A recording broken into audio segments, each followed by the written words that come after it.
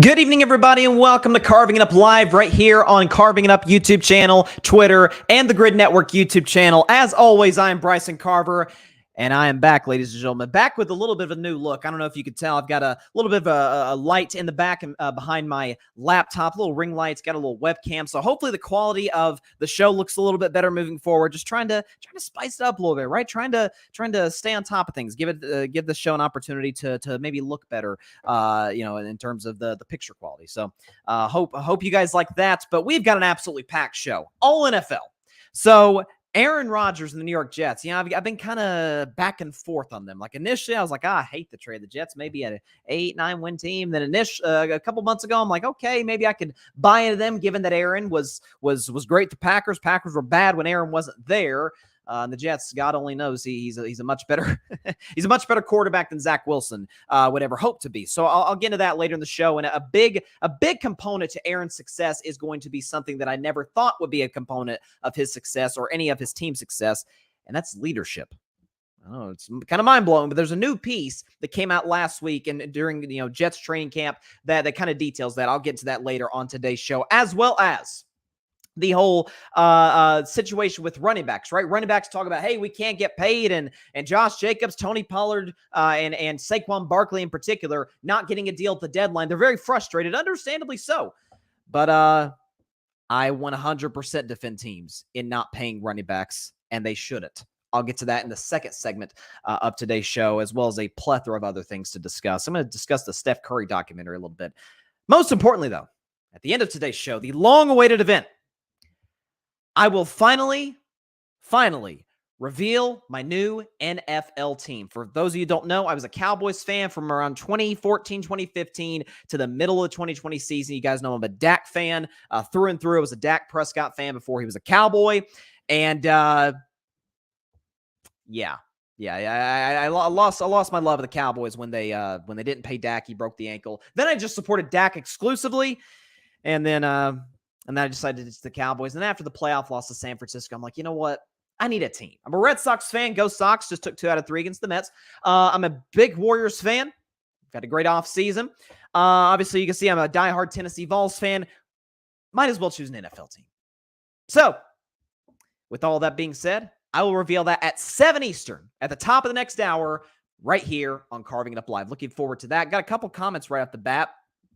My man, Devin from the My Thoughts, My Opinion Sports podcast. I was on there recently. I appreciate him having me on. He's excited. He's a Ravens fan, which, by the way, the Steelers are one of those teams that are in the mix for me to pick. It's either the Pittsburgh Steelers or the San Francisco 49ers. I've actually got a hat with one of those teams. I'm looking at it right now. I'm going to put it on at 7 Eastern and at 4 Pacific time. But first, the big free agent, the big fish that was in the water shockingly throughout the summer was DeAndre Hopkins, who is now signed with the Tennessee Titans.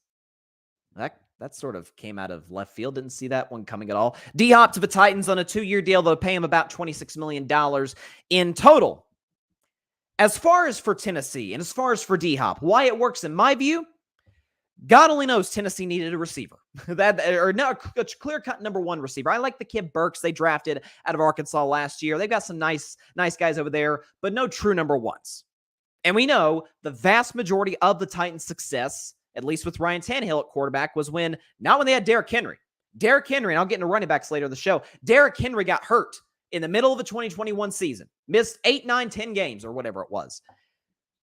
The Titans still got the 1 seed in the AFC, the tougher conference. Why? Because Ryan Tannehill had A.J. Brown, who's one of the 10 best receivers in the sport. And with all due respect to A.J. Brown, I think it's safe to say DeAndre Hopkins, if he is still at his peak of his powers, yeah, he's one of the 5 best receivers in all of football. You talk about a guy who's had a range of quarterbacks. Sure, he's had Deshaun Watson when Deshaun was at his peak, and Kyler when Kyler was briefly at his peak.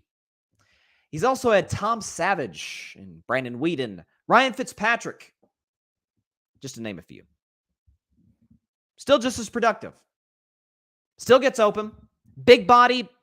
Maybe not the fastest guy in the league, but a tremendous route runner, able to, again, use his large frame to his advantage on smaller corners. and is consistently year in and year out, when healthy and when not suspended like last year, one of the best receivers in all football and a consistent 1,000-yard receiver, to the point where D-Hop actually said this offseason, he said, the day that I'm not a 1,000-yard receiver is the day I step away from the league for good. And so Tennessee now gets a clear-cut number one in a division where obviously Houston's rebuilding. I think Houston will be nice this year. Nowhere near a playoff team, but respectable. They were in some close games last year, and the Colts are in rebuild mode as well. And we know the Jaguars, I think it's safe to say, are the class of the division.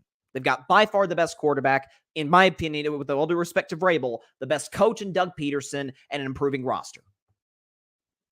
Titans had to compete in some way, shape, or form. So this gives an opportunity now, even if they don't beat Jacksonville out for the division, in a pool of potential AFC wildcard teams, talking about maybe the Jets, who I'll get into later in the show, or the Dolphins, or the Denver Broncos, or the Chargers, all of these teams, the Steelers, the Ravens, the Bengals, all these teams potentially in the mix for a wildcard spot. Tennessee has now put themselves back in that discussion by adding a guy of the caliber of DeAndre Hopkins. So I love it for Tennessee. Props to them.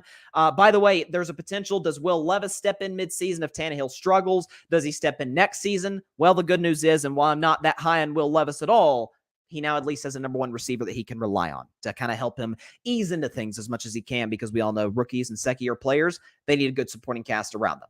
So props to Tennessee for making this move, and I love it for, and again, in an AFC that is just brutal. I mean, I was looking at the AFC compared to the NFC. Again, I maintain NFC has two contenders: the Eagles, the Niners. NFC has two contenders. AFC has how many? I mean, I feel like we've got, obviously Kansas City, Denver. I don't know if they'll be a contender, but they'll absolutely be better with a Super Bowl winning coach in Sean Payton, knowing the offensive mastermind that he is. I think the Jaguars will be a Super Bowl contender this year. The Titans will certainly be in the running to at least win that division. You think about the AFC North, which is the best division of football, in my view, by a mile. Bengals are absolutely a contender. To me, the Ravens are absolutely a contender, and the Steelers just keep getting better and better through the draft and through free agency. So you look all across the NFL, there are some real teams in that regard. Here's who I know will not be in the playoffs: the New England Patriots, who chose, despite apparent interest from DeAndre Hopkins. We had seen him taking pictures. I believe it was with Matthew Judon, the very good pass rusher, in the Patriots locker room. He had worked out with them. There was the buzz. There were the interest. And even Bob Kraft was talking about, hey, I want to, our goal is to make the playoffs this year. The 8-9 2022 season was not up to our standard, the Patriot way. And they let him go to the Tennessee Titans, who happen to have a guy who's sort of an unofficial member of Belichick's coaching tree in Mike Vrabel. Vrabel never coached under Belichick, but he obviously played for him and won a Super Bowl.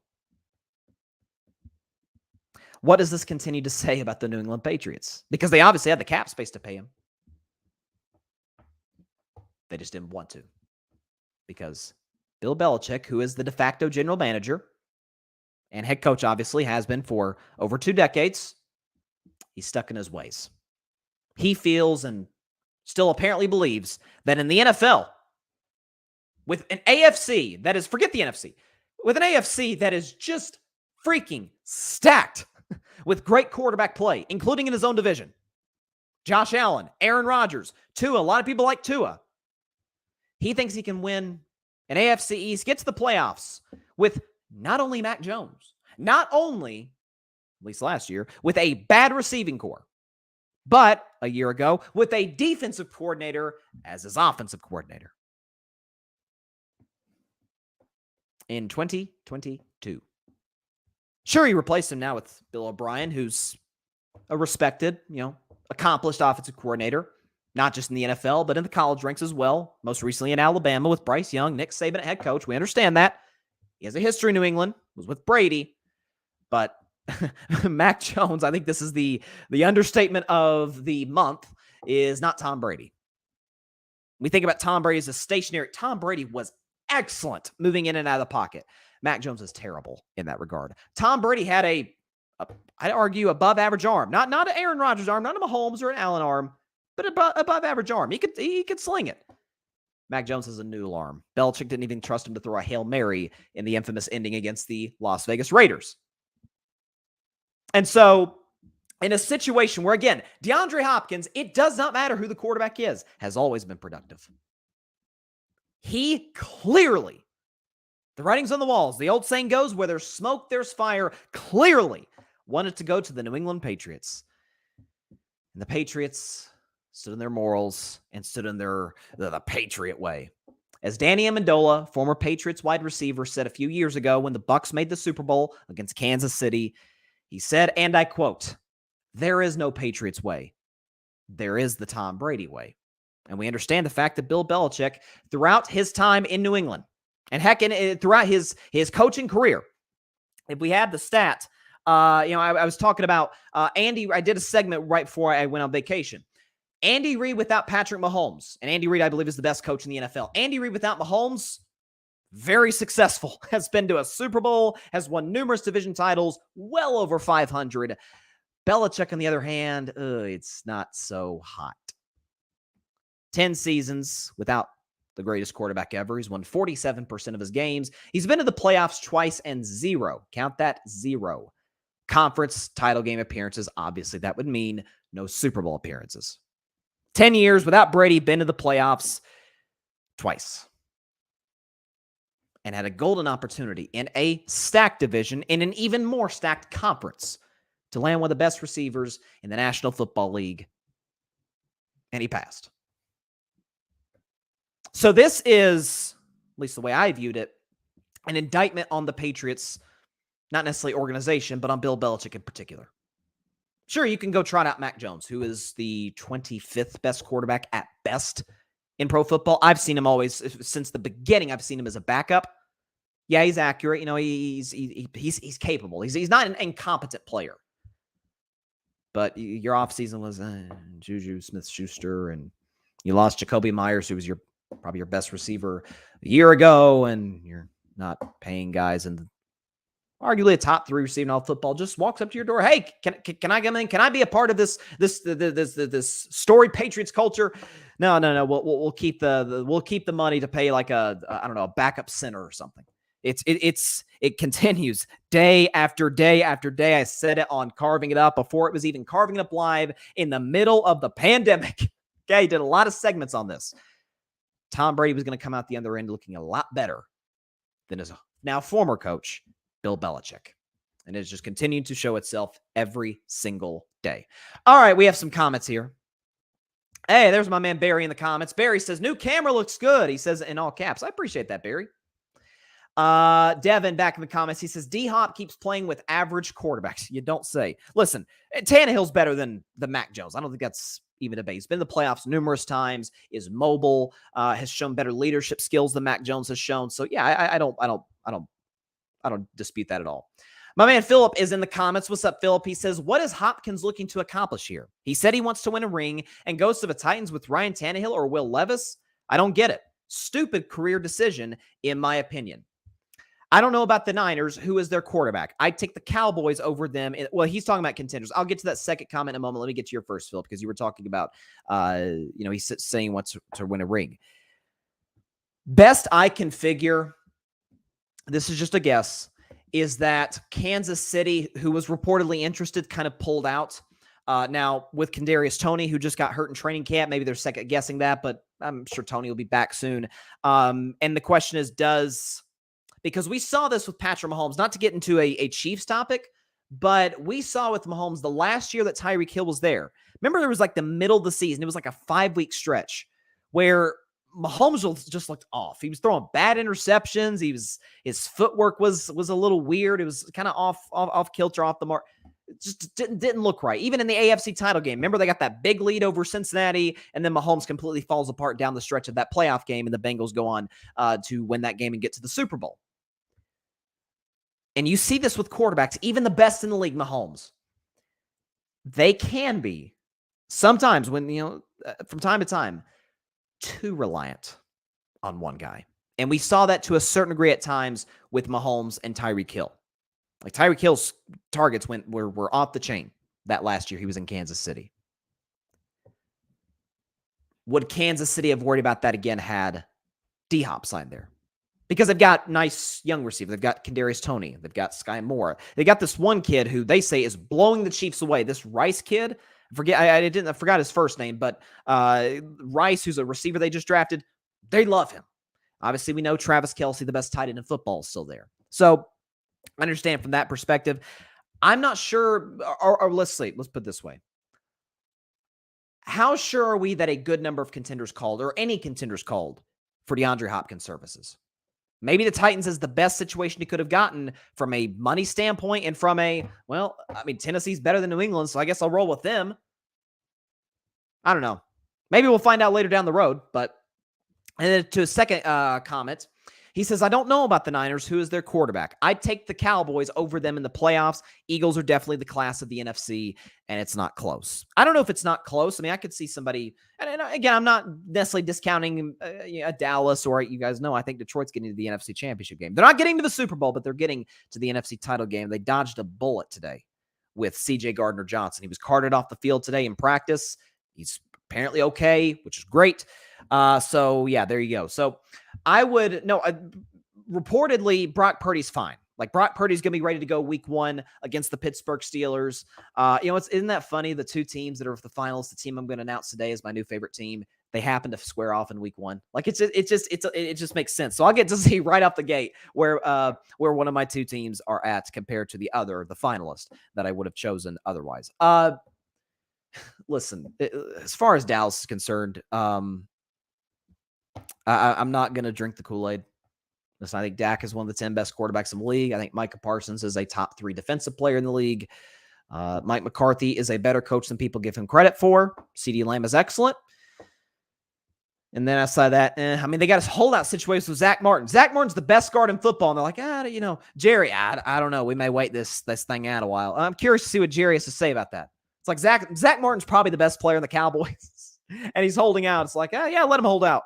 Like, what? You need him to be a competent offensive line. I mean, they struggled in pass protection. Tony Pollard's coming off of an injury. Gallup, he's fine. He's not special. Brandon Cooks is a burner, but can't stay healthy. Tight end core, Ferguson's all right. I like him. I don't love him. Defensively, Trayvon Diggs, I thought he had a better year than he did the year prior in terms of, he's constantly getting beat down the field. He wasn't as much of, as I say in the Kenny Rogers song, he wasn't as much of the gambler as he used to be. But still, I don't think he's as good of a corner as he gets credit for sometimes. I think the Cowboys are a good. Would I be shocked if the Cowboys beat Philadelphia for the division? No, I wouldn't be shocked.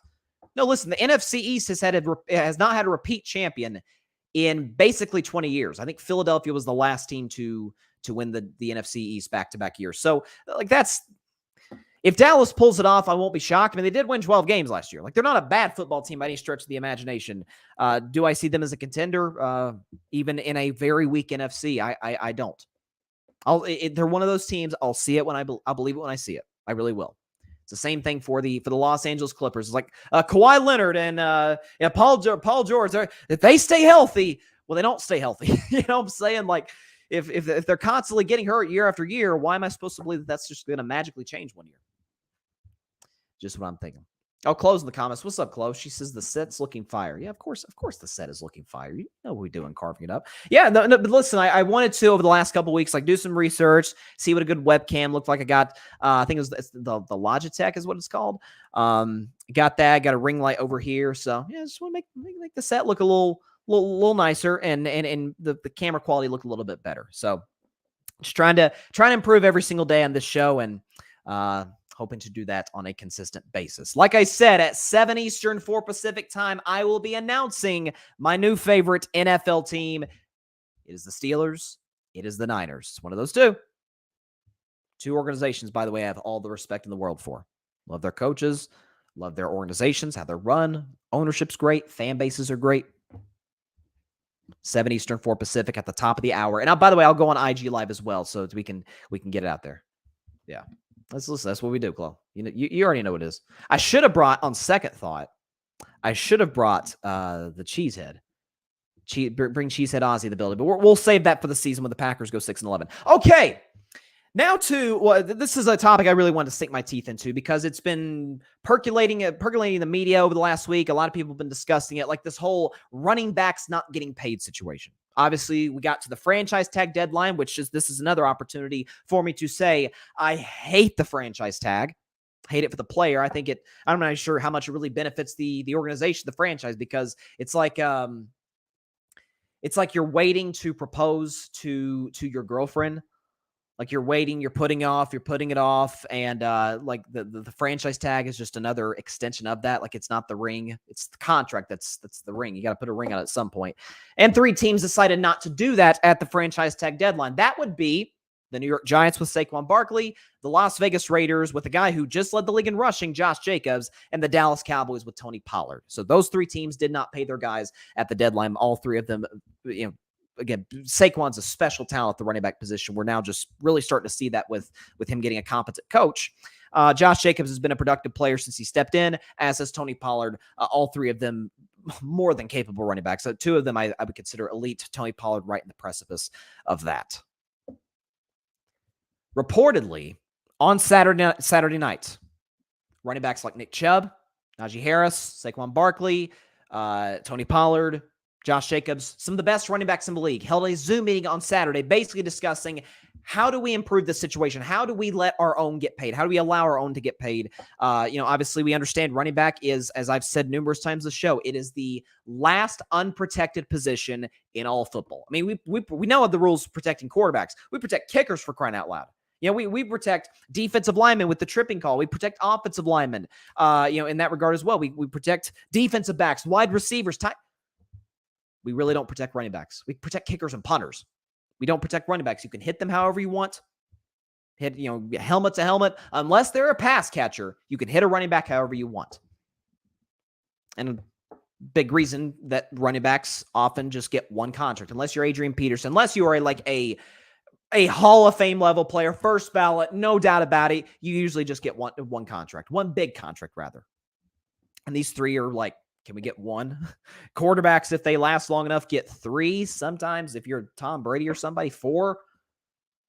Wide receivers get some big ones. Aaron Donald, best defensive player in the football for the last decade, has gotten some big ones as well. Can we get a little slice of the pie, as Jerry Jones would say? And right now, the NFL teams are saying no. I do not blame, in the slightest, running backs for being, pissed off about it. Seeing their teammates in other positions get paid, and like, hey, we're sitting here with nothing. We got nothing. We had nothing to the table. Totally get their frustration. Simultaneously, I absolutely agree with NFL franchises, in this case, the Raiders, the Cowboys, and the Giants, for not paying them. Let me explain. We've had data over the past decade or so showing us that, paying running backs, it's not as appealing as it might sound in the long run. So I did this little chart a few weeks ago when I talked about this with Saquon Barkley, and then I've got some more numbers to give out. But Christian McCaffrey, who's probably the second best running back in all of football, second best, top 3, no doubt about it. He signed a 4-year, $64 million extension with the Carolina Panthers. 2 years later, he was traded. Why? Because Carolina didn't have any competent quarterback play. So like, you know what? Let's move him for some pieces. Now they got Bryce Young, and we'll see how it plays out for them. He was expendable. Ezekiel Elliott was released 3 years after signing I still can't believe this, 6-year, $90 million contract. Le'Veon Bell, who played, God bless him, but he played his cards horribly in his contract negotiations with the Steelers. Released 1 year after signing a 4-year, $52.5 million contract. Alvin Kamara, you look at his production before and after he signed the deal, it's night and day. By the way, he signed a 5-year, $75 million contract extension, just for the record. Dalvin Cook, who's now, I think it's safe to say, the best free agent left in the market now that D-Hop is gone. He's released 3 years after signing a 5-year, $63 million contract extension. More on Cook and the Vikings later. Remember David Johnson? David Johnson was like the fantasy darling of 2015, 2016. You had to have David Johnson. Yeah, he was traded a year and a half after signing a 3-year, $39 million contract extension. How about this? The most productive running back over the past half decade has been Derrick Henry. Yeah. Since he signed a 4-year, $50 million contract, the Titans have yet to win a playoff game.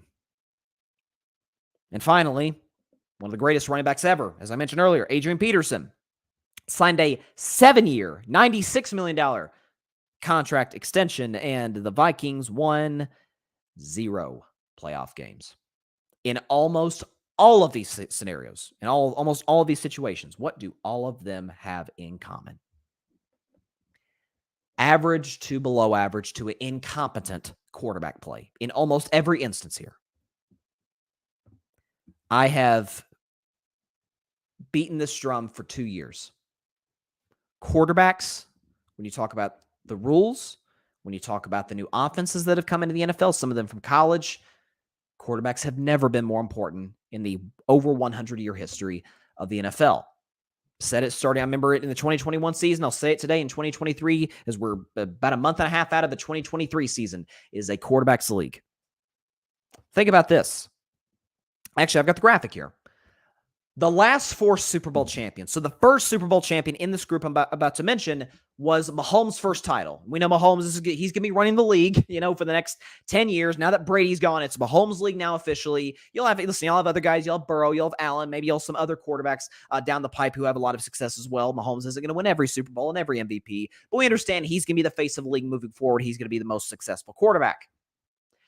From the point of his first title to his most recent title, the Chiefs, obviously the reigning, defending NFL champions, I want you to take a look at where the last 4 Super Bowl title winners, let's see where they ranked in running the football. They didn't break outside of the top 20. Chiefs were 23rd in rushing in 2019. The Bucs were 28th in rushing in 2020. The Rams, 25th in rushing in 2021, and the Chiefs, most recently, the highest on this list, 20th in rushing in 2022. What does that tell you? What do all those situations have in common? All 4 of those teams got tremendous play out of the quarterback position. Mahomes, coming off an MVP season, wasn't quite as good in 2019 as he was in 18, but was still very productive, had a remarkable postseason, beating the Texans, the Titans, and eventually the Niners in the Super Bowl. Tom Brady going to the Bucs at age 43, just cool, threw a cool 40 touchdowns, beat the Commanders, or they weren't called the Commanders, they're called the football team at the time. Washington, who was it? The Saints, the Packers, and then the Chiefs in the Super Bowl. Matt Stafford with the Rams had an unbelievable postseason, played awesome against the Cardinals, played excellent against the Bucs, played great in the fourth quarter against an amazing Niners defense, and played big time in the fourth quarter against the Cincinnati Bengals. And then last year, Mahomes was on one foot. Breathtaking.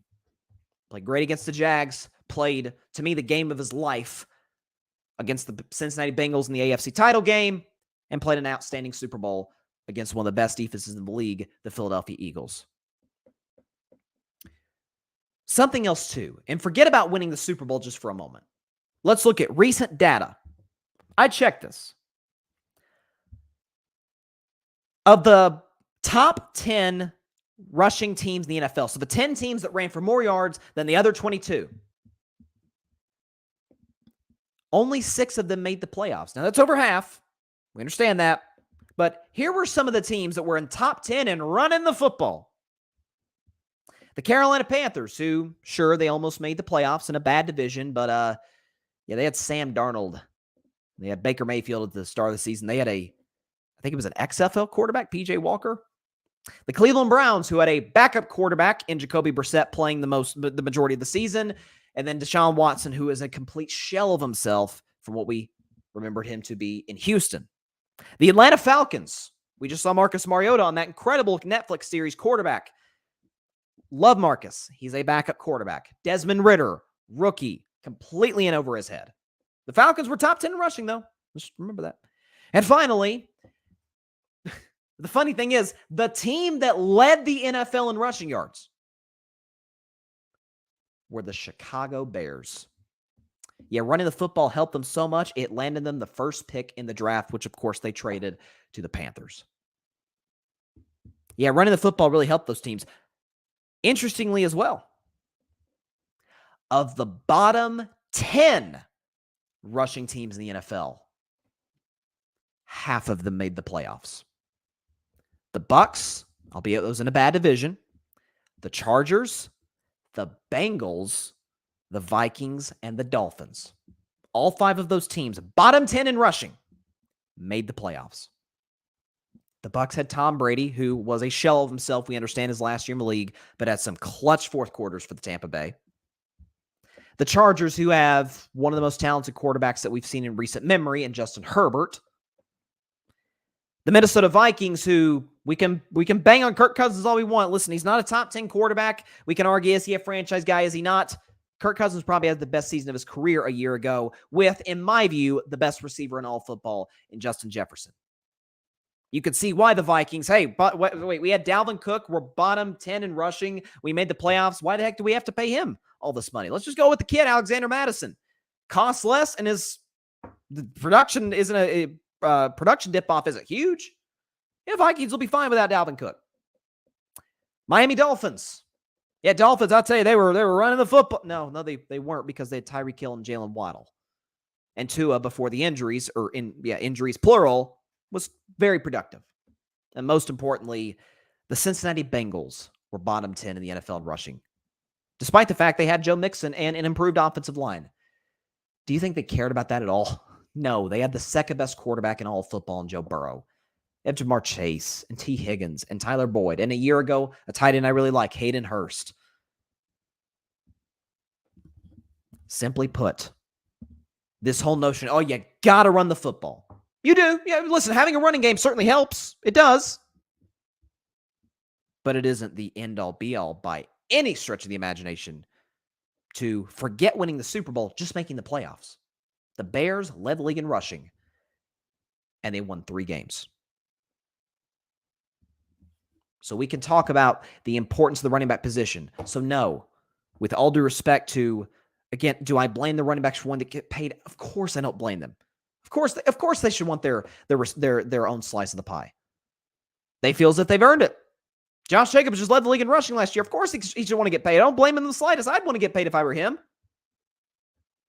But these franchises are making the right decision in deciding to not eliminate the running back position, but say they're replaceable. Will the Raiders draft a running back in the future as good as Josh Jacobs? We can argue that, but good chance, probably not. Same with the Cowboys and Tony Pollard, and the Giants with Saquon. I'm almost certain they're not going to get a running back to the level of that he is. But you can be highly successful in the NFL with an average to bad running game if you have good quarterback play.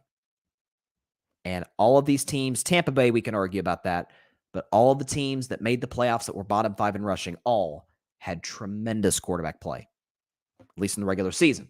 And in the playoffs, last 4 Super Bowl champions, the highest that any of them have been ranked, highest that any of the last 4 Super Bowl champions were ranked in rushing, was this past year's Chiefs at 20th. Running the ball is not the end-all, be-all. Didn't mean for that to rhyme.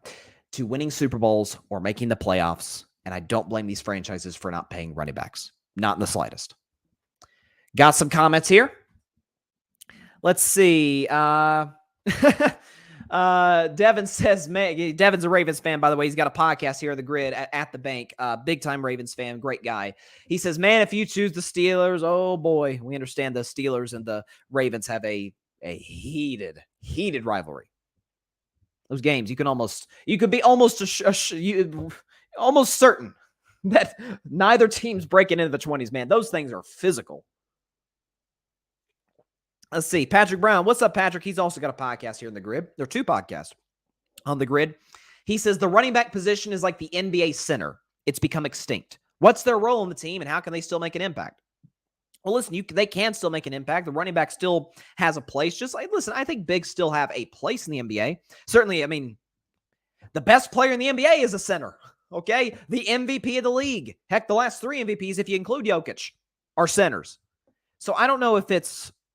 Now you could say, hey, Bryson, those are kind of outliers. Yes, the centered position has not been eliminated, but it's certainly been, the value has been decreased by a significant margin, in large part because it is a more perimeter-oriented game than it's ever been. You can thank Steph Curry for a lot of that. And the centers that haven't adjusted to that, they're kind of being left in the dust. Dwight Howard. So that's kind of what's been over the last half decade, or really decade now that I think about it. It's 2023. And the running back is kind of the same way that, listen, there's nothing wrong. There's nothing wrong with having a star running back, but My guess is, or my question is, what do you hope to accomplish in signing a running back long term? Do you believe it puts you that much closer to making the playoffs? I mean, unless you're, again, we think about Derrick Henry. Oh, Derrick Henry's so valuable to the Titans. He is, by the way. He very much is. Again, maybe the best running back in the league. Missed, was it double-digit games? Missed a big chunk of the 2021 season. And the Titans not only made the playoffs, they got the 1 seed. Why? Because Ryan Tannehill had a very good year, and A.J. Brown was one of the best receivers in football, and they had a great defense and a great coach. So, no, I do not blame these teams. Matter of fact, I adamantly defend teams who don't pay a running back. Totally get it. Interesting topic here. Again, this is an all-football show. We'll get into some more basketball. Of course, I think I'll maybe touch on the Steph documentary if we have time. Again, I'll announce my new NFL team, my lifelong NFL team. You only get to choose teams once, and I figure if there's any team to jump off supporting them, it ain't gonna be the Red Sox. I love the Red Sox. I couldn't ditch a team that I fell in love with as a small child, and same with the Warriors. I feel like I've grown up with Steph, Clay, and Draymond. Right? Like I'm not ditching Golden State. I'm not ditching Tennessee. It's Tennessee, man. It's the Vols. We're the everything school. I can ditch the Cowboys, a very poorly run franchise with an egomaniac owner. So I figure if I'm going to switch, it'd be that. And choose a team that does. I'll tell you what both teams have in common. Excellent ownership and a great fan. Now, Cowboys fans have an awesome fan base. I don't want to ditch them at all. Like I love Cowboy fans. Love them. Well, I was one. But I had to I couldn't do it anymore. And respect to Cowboys fans that still hang in there. We've got many of them here at the Grid Network and many who watch the show, so shout out to y'all. But Steelers-Niners, top of the hour, 7 Eastern, 4 Pacific, right here on Carving Up Live. You will not want to miss it. Okay. Let's talk about another AFC team. The New York Jets, who obviously have quite a bit of hype coming into this new season, adding Aaron Rodgers. They come off a season in 2022 where, they went 7-10, but there was a point in time they were 7-5 and right in the thick of the wild card picture in the AFC, despite, I think it's safe to say, pretty darn subpar quarterback play led by Zach Wilson. You think about guys who's, Mike White's a good backup, but Mike White's not exactly taking it to the promised land. I think they had the Strebler kid who stepped in. Joe Flacco was their starting quarterback at the beginning of the season. Like it was some pretty tough sledding at the quarterback position for the Jets. Everywhere else, you're like, hey, I like that player. I like that player. Sauce Gardner's probably the best corner in the league as a rookie. It's a good defense. Was top 3 in the NFL in many metrics. You think about offensively, you got Garrett Wilson, who's the offensive rookie of the year, rather. You got good tight end play. You added Alan Lazard. You added Randall Cobb. The offensive line for the Jets, while not great, is fine. It's good enough. It's not what Aaron Rodgers had in Green Bay, but it's good enough to be successful. And listen, it's a division where I think every single team has questions. Every single one. Buffalo, can Josh Allen bounce back from a shaky 2022? And what the heck are we going to do with our receiving core and our defense, which is not as good this year, won't be as good this year as it was a year ago. New England, they got questions everywhere. Coach, quarterback, roster, it's bad. They'll be last place. And the Dolphins, they're good basically everywhere else. It's the question is, can Tua be productive consistently, and can he stay healthy? And the Jets have the questions of their own. Aaron Rodgers is, after all, coming off of a season that was, by most metrics, his worst. With the Green Bay Packers. I do have the graphic. Here was Aaron Rodgers in 2022 with Green Bay, last year in Green Bay. He was 19th in the NFL in yards per game, 26th in interceptions, 16th in passer rating, 26th in QBR, and dead last in 300-yard games, of which he had 0. He has not had a 300-yard game since week 14 of his most recent MVP season in 2021. Now, some of that is the Packers receiving core. It's safe to say is not exactly the equivalent of the Jets receiving core. And Aaron Rodgers did injure his thumb on his throwing hand in the middle of the 2022 season. So the hand's healed up. By the way, Aaron has a history of this, and I'll get into sort of the crux of my argument in just a moment, the crux of what this topic is. But historically, when Aaron has something to prove, in the regular season, a playoff's a different story, but in the regular season, dude shows up. Comes off of 2019, he's fine. I mean, he's not He's not Aaron Rodgers. He's nowhere near the MVP discussion. He was kind of a game manager to a certain degree. And the Packers seeing that was like, okay, let's take Jordan Love. Let's kind of look towards the future. And Aaron's like, what? Yeah, are you kidding me? And he wins the MVP in 2020 and wins it again in 2021. When he has something to prove, or feels he has something to prove, kind of a chip on his shoulder, man, he balls out in the regular season. Now, again, playoffs, totally different story. But there was a piece written in ESPN. I want to give credit where credit's due I hope I'm saying his name correctly, Rick Cimini. I hope I'm saying his name correctly. He wrote a piece on ESPN.com where the title is Aaron Rodgers starts different Jets training camp with a patient approach. Aaron Rodgers said, quote, everything is different. 19 years in, there's been a lot of training camps, all of them on 1265 Lombardi. Showing up at one Jets drive was a little different. Here's what I thought was interesting about the piece. He said, this is from Alan Lazard. Now, Alan Lazard played with Aaron Rodgers for quite a long time in Green Bay. He obviously goes to the Jets to play with his quarterback. He was talking about how Aaron Rodgers is, quote, opening his arms, putting his hand out, trying to help guys, trying to teach. This is Alan Lazard. Quote, that's not to say he was hard to play with in Green Bay. He was a little more like, you have to pick it up. He's a little bit slower here, or he's a little bit slower here in realizing there's a lot of new players. He's taking his time. I'm seeing it. I'm seeing how much he cares for those guys and how much he really just wants to put the icing on the cake as far as his career. Interesting, too, this article talks about how Rodgers pulled aside Garrett Wilson, best receiver on the team, on the field for a brief conversation last Thursday after the second-year receiver said he, quote, busted a play, noting that Rodgers calmly explained what should have happened on the play. This is a very, very different Aaron Rodgers than what I think we've all been accustomed to, certainly in the last few years in Green Bay. Now, can some of that be attributed to his frustration with the organization, not getting him the requisite talent? Certainly after they traded Devontae Adams, it only got worse in that regard. Could it be that, sure, he had Mike McCarthy for years, won a Super Bowl with Mike. I think Mike McCarthy is, again, I think he's an above-average coach. I don't think he's special. He's nowhere near Andy Reid, but I don't think he's anywhere near Nathaniel Hackett. Like, he's more than competent. And then you go to Matt LaFleur, who's, I don't think is near as creative as Mike McCarthy was, doesn't have near the commanding presence in the locker room that Mike McCarthy does, and there's some frustration in that regard from Aaron. Or could it be just plain, as Aaron sort of talked about, he played in one city, or really one town, with one organization for 18 years. Sometimes things do get stale. You saw that with Tom Brady. Now, Brady's leadership's never been a concern of his, but you saw him toward the end of New England, man, he was getting really ticked off, really frustrated with those receivers. And again, that was, I think, a big thing that drew him away from New England to Tampa was that Patriots had probably the worst receiving core in the league. Tampa had one of the best with Mike Evans and Chris Godwin company. But you saw Tom at the end. I think he had you could hear him in the huddle after one play, and someone, he said, quote, can somebody, or he yelled, somebody bleeping get open. Started to get a little on edge at the end in New England.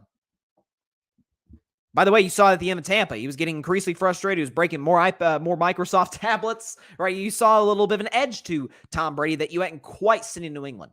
Maybe you're seeing that with Aaron Rodgers, where at the end in Green Bay, it kind of got stale in terms of his relationship with the front office, with the head coach, and with his teammates for that matter. And for Alan Lazard, listen, his voice holds a lot of weight. He used to play with the guy in Green Bay. So he sees the difference as much as anybody, if not more than anybody, now with the Jets. So, listen, we know Aaron is talented. Like that goes without saying. I think before Mahomes, I said Aaron was the most talented quarterback that's ever played in the league. Like simply put, he makes throws that other guys just can't make. Just can't make. He's the release, the quickness, the footwork is good, the arm, everything.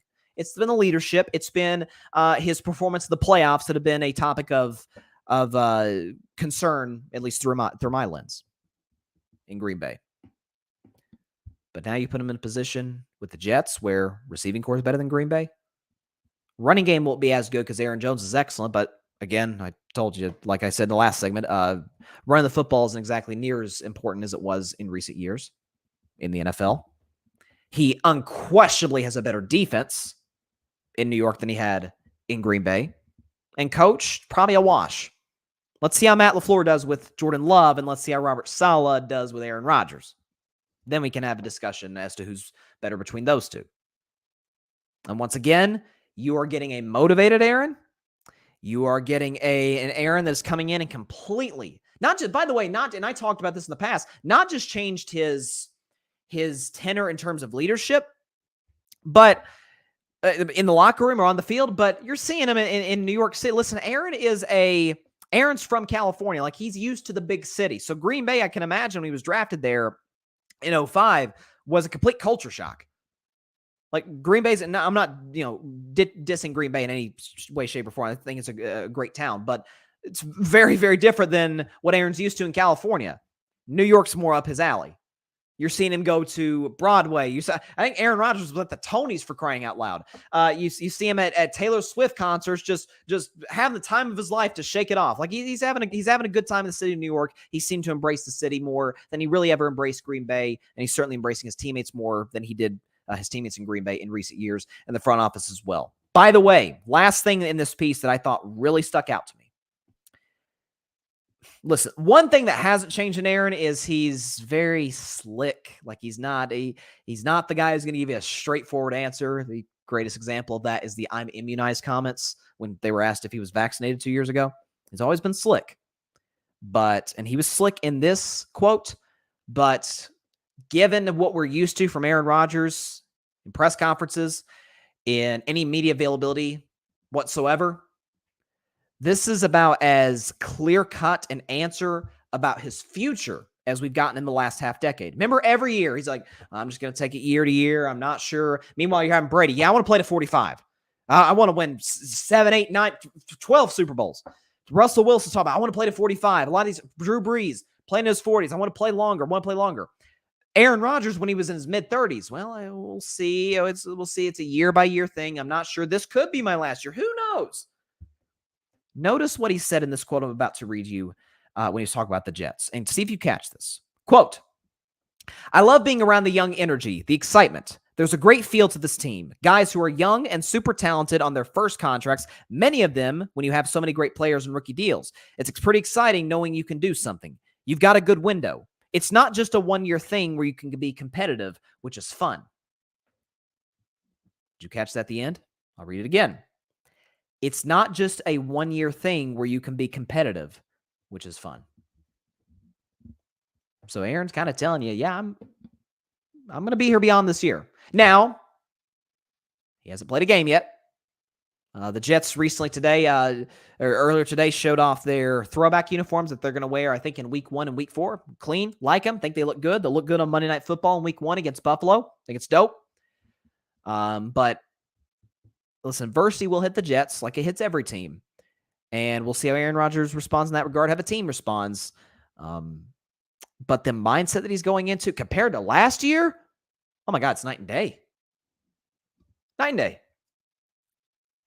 Showed up to offseason workouts. Worked more with some of the young receivers on the team, which it did not do in Green Bay. Guys like Christian Watson, Romeo Doubs, never really worked with them. Or new players like Sammy Watkins. He's completely embraced the Jets culture, the Jets organization. And this is going to be interesting. This is going to be very interesting. AFC East is a weird division. I don't mind a Buffalo's a Super Bowl contender this year because I think their receiving core is questionable at best without Stephon Diggs. Their defense is going to take a step back, losing Leslie Frazier, who just left. I mean, he's just middle of nowhere, just left. And Josh Allen trying to rebound from a rough season by his standards. I shouldn't say rough. A step down season than we saw in 2020 and in 2021. Again, Miami's got questions with Tua. Can he stay healthy? If he is, can he be consistent? Consistently good? And then New England is just a tire fire. So look out for the New York Jets. I'm not going to totally buy into this contenders yet. But we got to see. What's up, Ryan? My man Ryan Flowers in the comments. Clutch Sports Talk every Sunday morning, giving NFL takes throughout the morning. It does a great job. He says, "Hey, what's up, Ryan?" He's doing a fantastic job on the network. You guys have got to check out his show. I hope I'm not misquoting this, but I'm pretty sure it's 11 a.m. Eastern, 8 a.m. Pacific, right here on the Grid Network, as well as his own personal YouTube channel. So definitely check out Clutch Sports Talk, subscribe to his show, and of course, subscribe to the Grid Network. So definitely check that out, no doubt about it. Okay, last segment before we do get to the big reveal. I am looking at the hat right now. I'm looking at the hat. I'm going to put on a hat. Is it a 49ers hat? Is it a Steelers hat? I don't know. I don't know. Actually, I do know. You don't know. Unless, of course, you're my family, then you obviously know. I told you guys. Last, sort of carving it up style segment. ESPN recently came out last week with their top 10 quarterbacks in the league. And there's been a lot of discussion about quarterback rankings in particular in terms of, Madden 24 coming out and obviously Josh Allen the cover. And we're looking at, hey, what's the top 10 quarterbacks in Madden look like? I remember I did a segment about that last year. Well, ESPN came out with their top 10 quarterbacks for 2023. Okay, here's the list, 1 to 10. And there's one that stuck out to me. I'm like, how in God's name is he ranked where he's at? 1 through 10.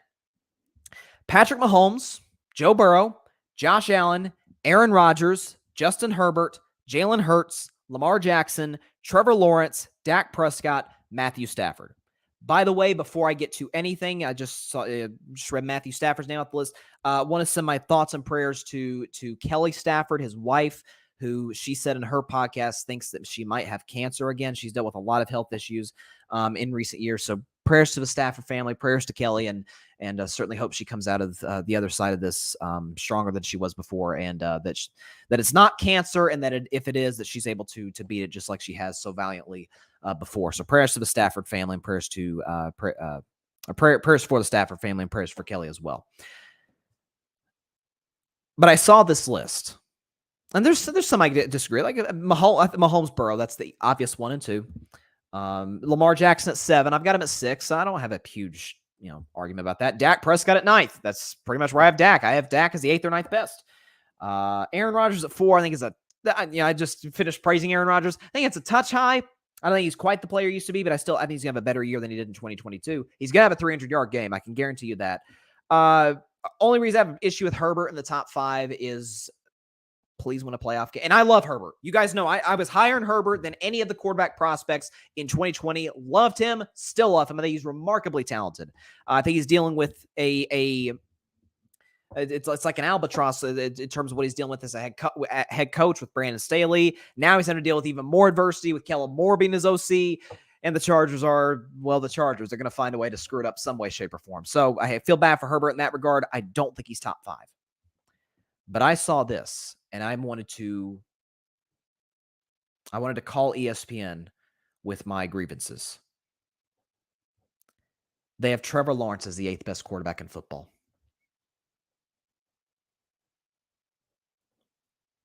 Trevor Lawrence as the 8th best quarterback in football. This despite the fact that he was top 3 in virtually every statistical category that you can possibly think of that matters if you're a quarterback. Touchdowns, yards, touchdown to reception ratio, passer rating, the important stats, and he's top 3 in basically all of them for the second half of the season when the Jaguars went from dead in the water to the playoffs. And not just to the playoffs, but a game against the Chargers. And Justin Herbert, by the way, who they said is better, trailed 27-0 and won the game. 31-30, I believe, was the final score. And by the way, week later, played Kansas City pretty tough in Arrowhead. Got a couple bad breaks with some drops, with the turnover by Agnew at the goal line. Like, if some of those bounces go Jacksonville's way, maybe they would have beaten Kansas City. Who knows? Trevor Lawrence is the 8th best quarterback. So, and folks might say, well, it's just one second half. It's just a string of games. Well, Jalen Hurts was viewed coming into 2022 like this is kind of his prove-it year, right? He's got the requisite talent around him. Coaching staff has proven to be solid. Like, what could Jalen Hurts give you? And Jalen Hurts, of course, had a marvelous season, finished second in MVP voting to Mahomes, got to the Super Bowl. Some argue outplayed Mahomes in that Super Bowl in a losing effort. So, listen, Jalen Hurts at 6. I've got him at 4th, so I think it's a little low for Jalen, but I don't think it's outrageous to put him there. But Trevor Lawrence, the first year he gets, I mean, do folks realize what Trevor Lawrence had to deal with in 2021? All of the noise and the controversy and the stuff that had nothing to do with football that surrounded Urban Meyer before and during that season. He had to deal with that, with, again, a roster that was bad enough for the Jags to get the first pick in the draft. It was bad enough for them to get the first pick of the draft again. The first year he gets Doug Peterson, who has been to a certain degree the quarterback whisperer, on the Andy Reid coaching tree, did after all win a Super Bowl against the New England Patriots with Nick Foles at quarterback. Made Carson Wentz into an MVP candidate. Like, that's Doug Peterson. The second Trevor Lawrence gets that guy, takes off. Has an incredible run where he's playing against some of the best defensive the league. Dallas, Tennessee, dominating against those teams. The Jets had a great defense. Trevor Lawrence played well against them. Had one of the greatest comebacks in the history of the playoffs. And he's 8th. For those that are wondering, Bryson, what's your top two? Who are your top 10 quarterbacks in the NFL? Glad you asked. Here you go. Did this list not long after the season. 1 to 10. Mahomes, Burrow, Lawrence, Allen, Hurts, Lamar, Rodgers, Dak, Herbert, Carr. I'm much higher in Derek Carr than most people are. I'm putting him above Stafford for the simple fact that I'm worried about Stafford's health in terms of, he had some back issues. Like, there was, I don't know, I think it was spine issues. I forget what it was. It was something very major that, Stafford looked like a shell of himself in 2022. We'll see what he can do this season. That's my top 10.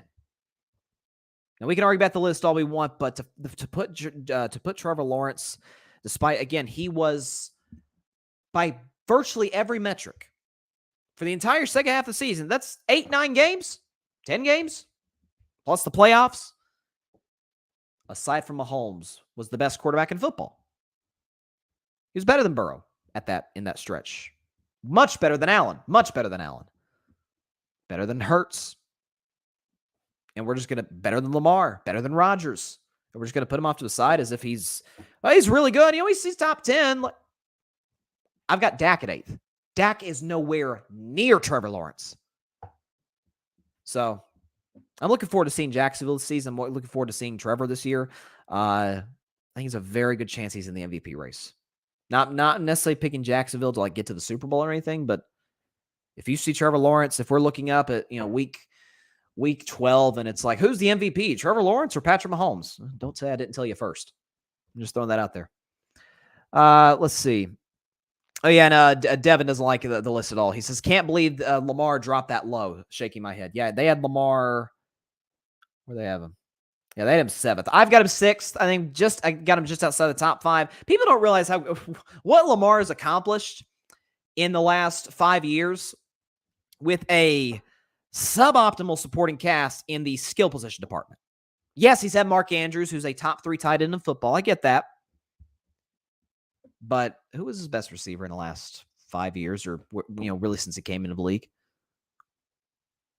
And just gets into the playoffs year in and year out, has, a unanimous MVP in his resume. I think that would mean something. I'm telling you, Baltimore's going to be a problem this year. Baltimore is going, if Baltimore beats Cincinnati for the division, I would not be shocked in the slightest. The defense is incredibly loaded. They've got one of the best head coaches in John Harbaugh and an offensive skill group that was, with an already good offensive line, J.K. Dobbins and Mark Andrews. They added Odell, and they added Zay Flowers. And folks may laugh at that, like, who's Zay Flowers? He's a first-round pick. Like, we've never seen him play in the NFL. Well, we're already getting reports out of Ravens training camp saying he's really good. Not to mention, maybe the biggest addition for the Ravens and for Lamar Jackson, Todd Monken. Remember, he's the offensive coordinator at Georgia, made Stetson Bennett look like a Heisman. Matter of fact, Stetson Bennett was a Heisman finalist. And Ravens just got that offensive coordinator. So there you go. Okay, so let me set up IG Live. Let me set up IG Live real quick. Let's see. Hold on. Picking my new NFL team. If you want to watch this on Instagram, feel free. Okay, so let me go ahead and get this set up. Let's see, make sure that doesn't block the camera. So, okay, so I'm live on Instagram now. Hold on, phone's turned sideways a little bit. I don't know. Wait a second. See if that fixes it. Okay, now phone's sideways. Some of it's my case giving me problems. So there you go. So live on Instagram and live on the Grid YouTube channel, the Carving It Up YouTube channel. 6 months of deliberation, of praying, talking to loved ones, friends, family, talking to many, in circles of the two teams that have become the finalists to potentially be my new favorite NFL team. Live here on YouTube, Twitter, and right here on Instagram. After a team that I was a fan of from 2015 to 20 and became a big supporter of from 21 through 22, with considering Dak Prescott, I've been a big Dak fan since his days at Mississippi State. Figured I might as well continue to support him. After a while, I got to the point I was like, okay, I got to have a team. Like, I can't root for Dallas. I can't do it. I need a team. And so there were 8 finalists. The Seahawks were in there, I remember. The Carolina Panthers, the Baltimore Ravens were in that mix as well. They came close to making the final cut, but I decided against it. Who else? I think the Rams and the Chargers, the 2 LA teams. That's 5. And then the 2 final. I can't remember who the other team was. Yeah. Oh, and the Titans as well, because I'm from Tennessee, so I include the Titans as well. But it came down to 2. An AFC team and an NFC team. One has 6 Super Bowl titles. One has 5 Super Bowl titles. Numerous Hall of Famers. Hall of Fame head coaches. And highly successful, I believe they will be going into 2023 and moving forward. Both have significantly, I shouldn't say significantly better fan base. Have some of the best fan bases in the NFL. Some of the most recognizable brands in the NFL. That would be, out of the AFC, the Pittsburgh Steelers, and the NFC, the San Francisco 49ers. This was, I can honestly say, of sports-related decisions that I have made. This puppy, this kept me awake at night. Honest to God, I'd be up late at night, early in the morning, like, I don't know what to do with this decision. But after a while, I thought about it. I prayed about it. I talked to loved ones about it. And I have made my decision. The team that I have chosen to be a lifelong fan of, through sickness and through health, no matter what happens, is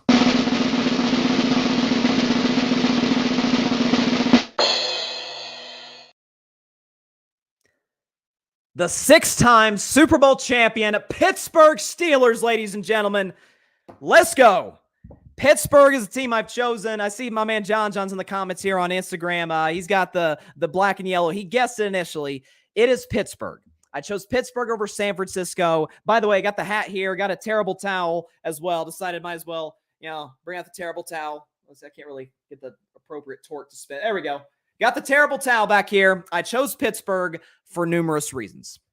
And none of them, I would say, were necessarily an indictment of San Francisco, but more of a praising Pittsburgh. The first being, I thought about with Pittsburgh, is that you talk about a franchise that obviously was the dynasty of the 70s, won 2 Super Bowls in the 2000s with Ben Roethlisberger at quarterback, both with Bill Cowher and with Mike Tomlin as well, who of course is still there.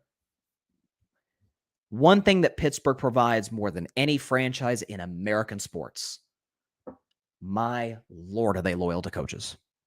They allow them to come in, build a culture, and bring stability. The Niners, to a certain extent, before Kyle Shanahan, who I think Shanahan's a top 3 coach in the league, little topsy-turvy at times. Before that, they fired Jim Harbaugh. Why? Then they got Jim Tomsula and Chip Kelly, and then they settled on Shanahan. Tomlin's been through it all. He's won a Super Bowl. He's been to another. He, as I continued to throw out the stat all the time, even before I was a Steelers fan, a new Steelers fan, on the show, never had a losing season in his entire career. The only coach in NFL history that can say that. You talk about a franchise that something else too that drew me to Pittsburgh that I couldn't really do with San Francisco. All of the teams, almost all of the teams that Pittsburgh has a rivalry with in some way, shape, or form, I already don't like. I hate the Philadelphia Eagles. A lot of that from my brief time as a Cowboys fan, and some of that it's Philadelphia. I don't even like the Phillies. I don't like the 76ers. I don't even watch hockey. I hate the Flyers. I don't do Philadelphia. Pittsburgh doesn't like Philadelphia. I cannot stand Cleveland sports. Oh, the Steelers have been owning the Browns forever, at least in the Super Bowl era. And the Cincinnati Bengals, I have grown slowly to dislike a bit. And so I would assume we'll continue to dislike more, given the fact that, yes, they've been to a Super Bowl. Man, they're talking like they're the Memphis Grizzlies. They're talking like, from an accomplishment standpoint, that they've been the Kansas City Chiefs, or the New England Patriots, or the Pittsburgh Steelers. Not even close. Pittsburgh's also a team that historically has been one of the better drafting teams in the NFL. Just this past draft, I thought they did an excellent job addressing the offensive line, getting a very talented tight end out of Georgia. Washington, I think is his name, coming in. Bringing a good corner in. One of the best corners, if not the best corner in the NFL draft. And it's an offense that has Najee Harris, has George Pickens, has Deontay Johnson. But the kid I was growing to really like, Kenny Pickett. Now, you'd say 7 touchdowns, 9 picks last year doesn't blow you away. Doesn't. But how many quarterbacks have we seen? They'll have those moments in the rookie year like there's something there. And for Kenny Pickett, that was numerous fourth quarters. It's the Raiders and the Colts and the Ravens. Some big fourth quarter comeback drives. And that last game against Cleveland, against a pretty solid defense, made them look silly. Went up and down the field, was making legit NFL throws. This is an organization, Pittsburgh, that more times than not has gotten the quarterback right. Head coaching, again, they've had 3 coaches in 54 years. 3. It's an incredible fan base. Frankly, I like their uniforms a little bit better than San Francisco's. That's why I've chosen for the rest of my life to be a Pittsburgh Steelers fan till the day I die. Let's go Steelers. Going to get off Instagram now. All right, so to off IG Live, it is Pittsburgh. It is Pittsburgh. All right, let's see. We got some comments. Patrick Brown, the time has come for you to make the big announcement. Alex Johnson from the Cowboys Cam fan. he was giving me crap earlier today. Like, man, if you pick the Niners, Cowboys and Niners obviously have a rivalry. He said, let's go. I knew Devin wasn't gonna. I knew Devin wasn't gonna like it. He says why? We're gonna have some Pittsburgh Ravens battles. I'm looking forward to this. Patrick, you chose wisely. Your affinity for Mike Tomlin says it all. Yes, no question about that. I've always respected Mike Tomlin.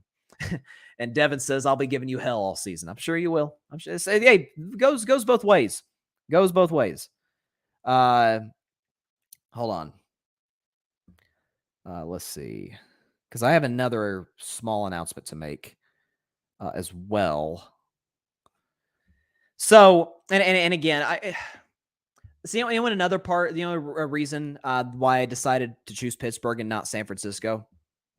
Folks know I'm from Tennessee. It would have been, it would have been weird to have 2 Bay Area teams out of Tennessee. And by the way, you guys know I love the Bay Area. There's great folks down there. I've had one in particular I've had on my show, Robin Schreiber. You may know her as the Dance Cam Mom. I've had her on the show. Awesome lady. Dub Nation is the best. It doesn't get better than that. But to have 2 in the Bay Area, then one obviously here in Tennessee with my Vols, and then obviously one in Boston with the Red Sox.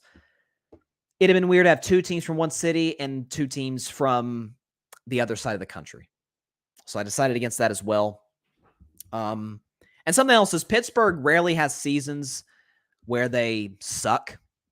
Maybe they won't necessarily be the toast of the NFL, but I mean, last decade they've won 3 playoff games, I think. I know they haven't won a playoff game since 2016. That was that crazy game where they beat Kansas City, but despite not scoring a touchdown, they still won that game. But again, stability, great coaching throughout their history, fantastic ownership, an awesome fan base. And again, a list of teams that they are rivals with that I really don't care too much for, to say the least. I've never hated Baltimore, but I'm gonna have to learn to. Okay, in part because Devin, our Ravens guy here in the network, is gonna be all over me all season long and moving forward, as well as the fact that the Steelers and Ravens have one of the most heated rivalries. I'd say outside of Cowboys Eagles, the Ravens and the Steelers have probably the most heated rivalry in all of football.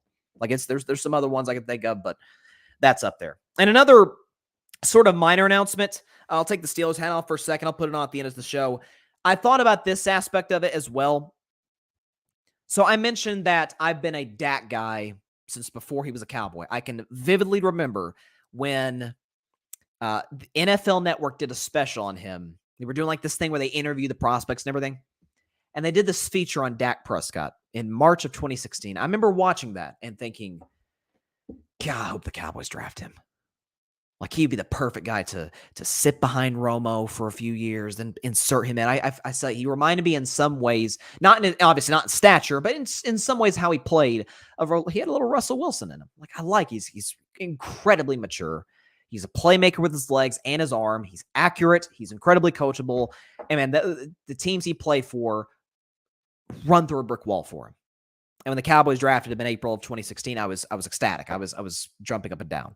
And of course, Dak has had a pretty darn solid 7 years in Dallas. I thought about this aspect, though. Yes, I am Pittsburgh first. I'm a Steelers fan, like I'm a Red Sox fan, like I'm a Warriors fan, like I'm a Vols fan. It just didn't seem right to completely ditch Dak Prescott. So, as I put this hat on, and I've worn it on the show before, as you guys know, I have decided that I will root for Pittsburgh first. No question about it. Steelers fans, don't get mad at me. New fellow Steelers fans, don't get mad at me. But I couldn't totally ditch Dak. So think of it this way. The way that I rooted for Dak last year, that won't change. As long as he plays in the NFL, if he plays for the Cowboys, if he plays for the Eagles, that might be a little bit of a problem. But if he plays for anybody else, I'm going to pull for Dak. I'm going to root for Dak. I'm going to root for Dak to win. That's what it is. So root for Dak.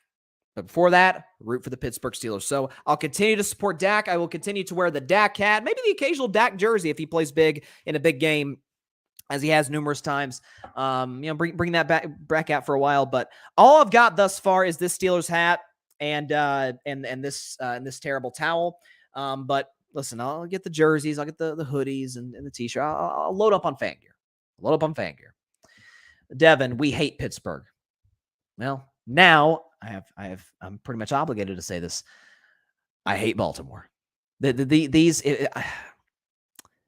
to be some good At the Bank podcasts in the future. I have a good feeling about that. Patrick, all you need is a TJ Watt jersey. That's the first one I definitely want to get, Patrick. TJ Watt, who is a freaking monster as a pass rusher. And you might be asking too, last thing, and I'll get out of here. Fellow Steelers fans and fans of Carving It Up Live might be asking, like, what's your expectations for the Pittsburgh Steelers this season in 2023? And I'll do my prediction show for the NFL right before the season starts, as I do every year in September. But right now, you guys think I'm crazy, but I'm thinking 11-6 and a playoff win. I really am. I think they could potentially get the 5 seed in the AFC, beat whoever the 4 seed is, which would probably come out of the AFC. Probably the AFC East, because they're going to beat up on each other. I think Pittsburgh can beat any of those teams. Great defense. Kenny Pickett, I expect to have a very, very good year too. 11-6 in the playoff win. That's my expectation for the Pittsburgh Steelers this season. Let's do it. Come on, Devin. Not welcome to my shows no more. That's just harsh. That's yeah, like I said, these Steelers-Ravens battles between me and Devin are going to be fun moving forward. Yeah, there we go. That's the announcement. Got the new equipment. Got the new hat, the new team, but an incredible fan base supporting Carving Up Live as usual. You guys showed up and showed out, which is no surprise to me. You guys are the absolute best. I love every single one of y'all. That is all the time we have for today's show. Appreciate everybody for stopping by. Be sure to go catch Carving Up Live on Thursday at 6 p.m. Eastern, 3 p.m. Pacific time on Twitter, as well as the Carving It Up YouTube channel and the Grid Network YouTube channel. And be sure to like, share, comment, and take 2 seconds out of your day. Hit that big red subscribe button. It helps the channel grow exponentially. By the way, be sure to go subscribe to the Grid Network. That is GRYD, the Grid Podcast Network, here on YouTube and everywhere you get your podcasts, be it Apple Podcasts, Spotify, iHeartRadio, Google Podcasts, any and everywhere you get your favorite podcasts is where you can find the Grid Network. We're building something special. We're on a roll right now, and very, very excited for what the future holds for everybody at the network. And yeah, stay tuned. That's all I got to say. Stay tuned. Steelers fans, if you see this, spam this live stream and future videos with likes. Give me a follow on social media, Instagram, Twitter, at Carving Up Podcast, and Instagram at Carving Up Pod on Twitter. I've got a TikTok as well. I don't use TikTok a ton. What's my ad on TikTok? Hang on. Let's see what it is. Ad on TikTok is Carving Up Podcast as well. So it's the same thing on Instagram as it is on TikTok. So at Carving Up Podcast on Instagram and TikTok, and then at Carving Up Pod to follow me on Twitter. And of course, at the Grid Network, basically everywhere you get your podcasts and on social media platforms. I'm a Steelers fan. I'm excited about it.